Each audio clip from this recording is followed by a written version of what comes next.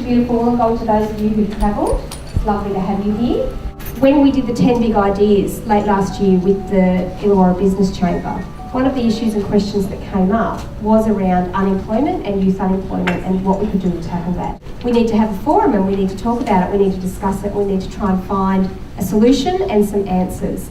And that's when we started to put this event together. Youth unemployment has long-term social consequences, and ultimately a government needs to sort of get in early to provide opportunities for employment for our youth, which actually obviously takes away some of those long-term consequences. So this is a critically important day, and I really thank you for coming. Over the next few minutes, do a very, very quick summary of what is a very comprehensive report. Australia overall has a relatively low youth unemployment rate compared to the rest of the world. That said, the Illawarra has always had above national average unemployment, and then when you drill down to the youth, it's a lot worse. Those who are unemployed, or particularly those who I guess we could call our hardcore youth unemployed, they generally are less educated, and we found a lot of issues in relation to literacy and language. So what are the actual causes of unemployment? Why are these youth unemployed?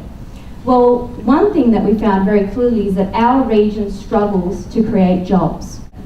Younger workers are finding it harder to get in those jobs that aren't service industry jobs, because a lot of those, I guess, menial tasks in the past that young people would do and then use that opportunity to work their way through the organisation, those jobs are now being done by machines and technology. There is a whole gamut of issues that are affecting and preventing these young people from getting jobs. So obviously it's not going to be a very simple solution or a one-fits-all solution to deal with this problem. What we really need to be looking at is better job creation. So how can we create jobs and communicate where those jobs are and what training is needed to get those jobs, and better government coordination, better collaboration across the community. For almost half of my life, every day that I've been going to work, I've been thinking about this whole issue of the dynamics of employment. Most of you probably don't know is that the New South Wales Business Chamber operates the biggest apprenticeship centre in the state. It's called the Australian Business Limited Apprenticeship Centre, ABLAC. The key issue in terms of successful apprenticeships and traineeships is the initial recruitment and matching process that happens at the front end. Providing proper advice to both the candidates and the employers is a pretty important part, and I think we've got to do a lot more in our school systems. Labour hire companies are the ones that will take the risk on behalf of the hiring employer. And I often speak to unemployed people and they say, oh, I'm struggling to find a job, can't get a job anywhere. And I say, how many labour hire agencies have you registered with?